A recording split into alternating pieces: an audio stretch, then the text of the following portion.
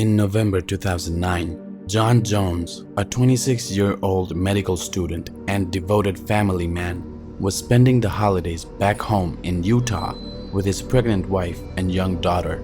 He planned a trip to the Nutty cave system, which was considered a beginner's cave near Salt Lake City.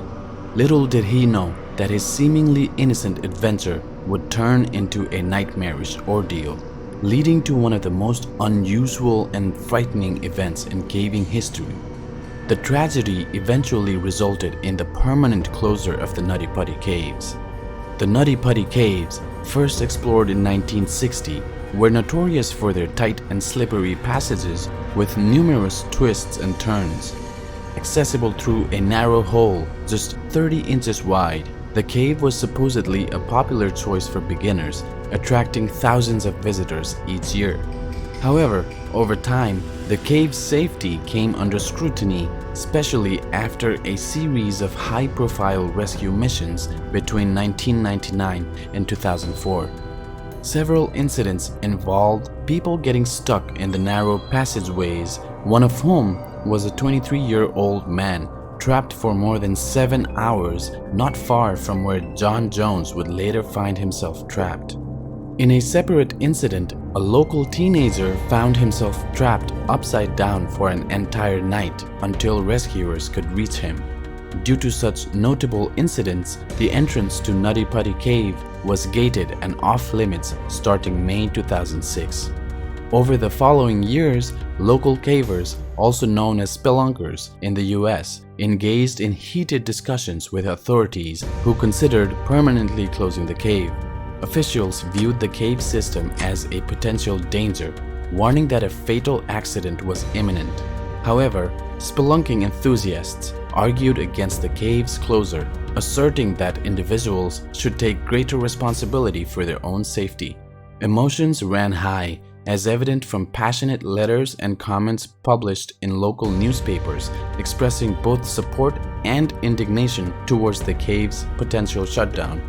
One letter addressed to Utah's oldest newspaper captures this sentiment. "I'm frustrated with the government making decisions for us. Nutty Cave has been an enjoyable spot for me and my sons, and I wonder how many accidents or fatalities have occurred there. Perhaps placing a warning sign near the cave would allow us, as Americans, to make our own informed choices." In September 2007, due to ongoing issues, the Nutty caves were officially closed to the public. However, in March 2009, the caves were reopened under new management with a fresh plan in place. To ensure safety, the new rules required potential cave explorers to apply for a permit at least 21 days before their visit. Moreover, visitors had to agree to specific safety measures, including having at least 2 experienced cavers in each group. It was within these guidelines that John Jones, aged 26 at that time, along with his 23-year-old brother Josh Jones and 9 other friends and family members, entered the Nutty caves on November 24, 2009 at 8 p.m. local time. Though they hadn't been to Nutty before, John and his brother had grown up exploring other caves in Utah. In his childhood, John even volunteered as a trapped victim for the Utah Cave Rescue Team, a group his father had helped establish. Nevertheless, some debated whether they could truly be considered experienced cavers for their group after not spelunking for years. Despite some initial success during their cave exploration, things took a dire turn when John and his group decided to venture into a challenging section known as the Birth Canal. This narrow and tight passage was difficult to navigate, and only a few people could access it. John, being a fit and slender man, did not worry much as he led the way, with his brother following closely behind. But unfortunately, John unknowingly took a wrong turn and ended up in an unmapped passageway called the Corkscrew, meant for only the smallest and most flexible cave explorers. As he pressed forward, the passage became tighter and tighter, leaving him unable to turn back. Hoping for an escape route, he noticed a small opening at the end of the crawl space. However, to his horror, it led to a 10 by 18 inch fissure that dropped straight down. Desperately trying to pass through, John had to suck in his chest to slide past a rock lip. But as his chest expanded again, he became completely trapped in an area no longer than a small washing machine. The situation turned into a horrific disaster. John struggled to free himself, but all his efforts were in vain.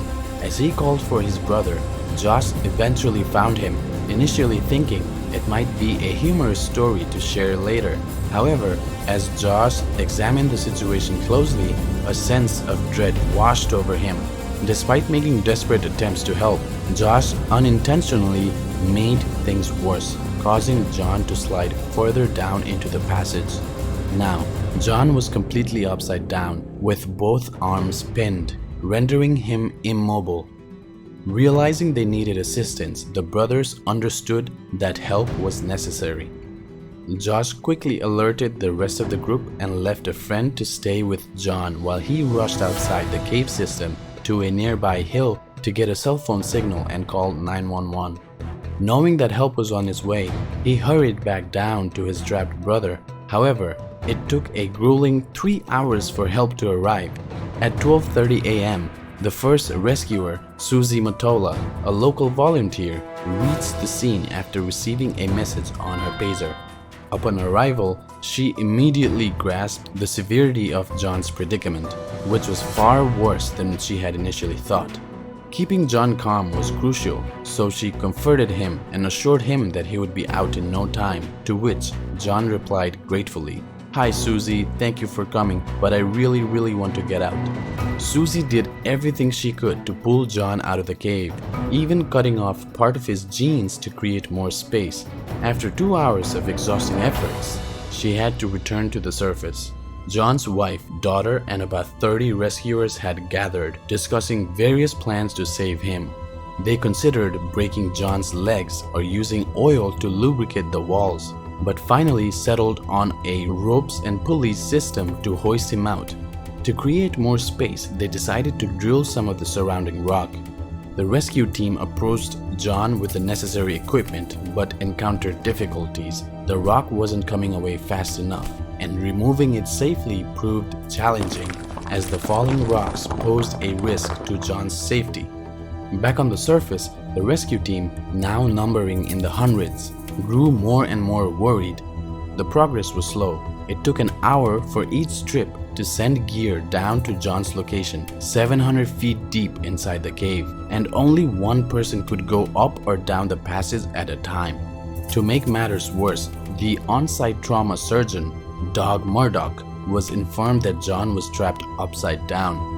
Doug explained that this meant John had around 10 hours before his organs would fail. The human body is meant to be upright, and when it isn't, gravity can cause blood and fluids to gather in the brain and lungs, making it hard to breathe. This puts extra strain on the heart and can even lead to cardiac arrest. Susie, one of the rescuers, noticed signs of this within the first hour of their efforts to free John. She heard a distinct rattling sound coming from his chest, indicating that fluid was accumulating in his lungs. John was already starting to struggle for breath.